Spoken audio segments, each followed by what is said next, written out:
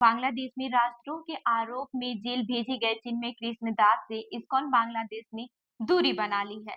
26 नवंबर को चिन्मय कृष्णदास को चटगांव के कोतवाली थाने में दर्ज राजद्रोह के मामले में कोर्ट में पेश किया गया था। जेल भेजे जाने के विरोध में उनके समर्थकों और पुलिस के बीच हुई झड़प में एक वकील की मौत हो गई थी।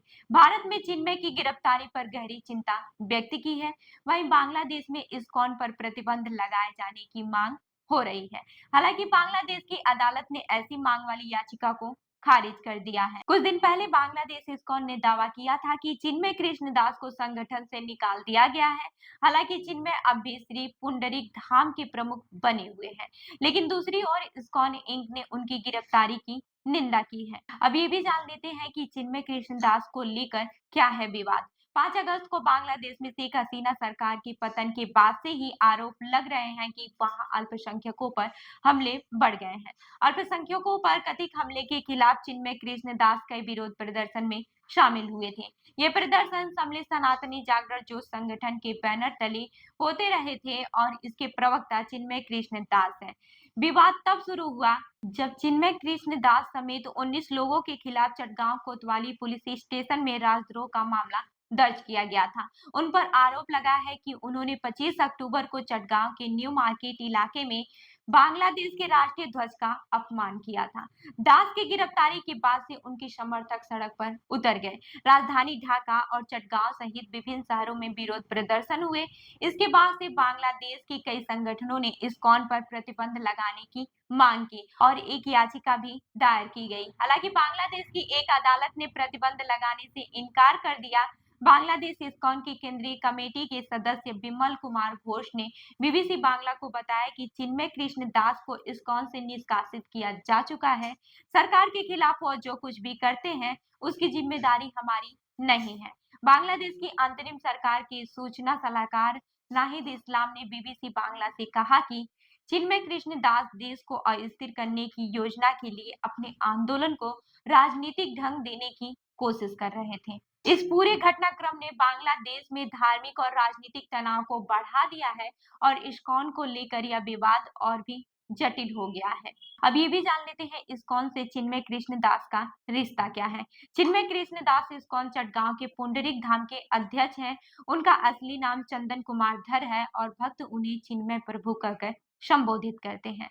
अल्पसंख्यकों के अधिकारों के लिए हाल ही में बने बांग्लादेश सम्मिलित सनातनी जागरण जोश संगठन के वह प्रवक्ता है।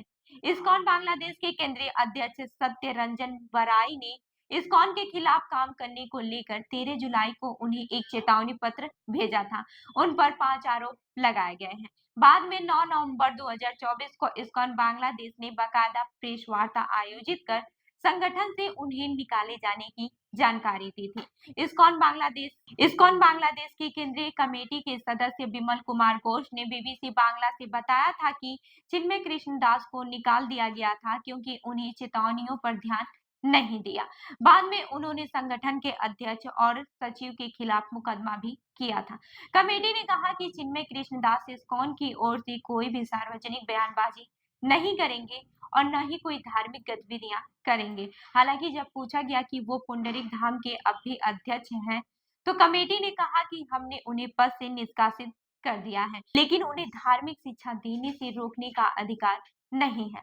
हालांकि कमेटी ने कहा कि नई परिस्थितियों में इस्कॉन की ओर से उनके खिलाफ नया फैसला आ सकता है। तो ये भी जान लेते हैं कि सम्मिलित सनातनी जागरण जोश से क्या रिश्ता है। आपको बता दें कि 17 करोड़ की आबादी वाले मुस्लिम बाहुल्य बांग्लादेश के लंबे समय से अल्पसंख्यक हिंदू आबादी के खिलाफ हिंसा और उत्पीड़न के आरोप लगते रहे हैं। लेकिन शेख हसीना के सत्ता से बेदखल होने के बाद से बांग्लादेश में हिंदुओं पर हमले के कुछ मामले सामने आए हैं। 5 अगस्त को शेख हसीना बांग्लादेश छोड़ भारत आ गई थी। बांग्लादेश में अल्पसंख्यक देश की कुल आबादी के 8% है। पिछले 3 महीने से देश में अल्पसंख्यकों पर हमले के खिलाफ सम्मिलित सनातनी जागरण जोत के बैनर तले विरोध प्रदर्शन होते रहे थे। इन प्रदर्शनों और रैलियों के नेतृत्व चिन्मय कृष्णदास ने संभाला।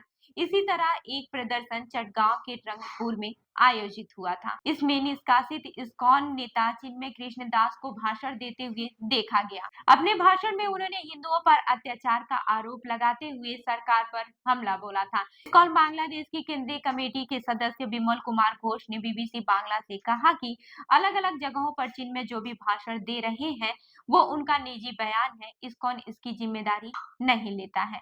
इस्कॉन से निकाले जाने को लेकर सम्मिलित सनातनी जागरण जोश संगठन की ओर से कहा गया है कि अंदरूनी राजनीति के कारण उन्हें गलत आरोप लगाकर निकाला गया था।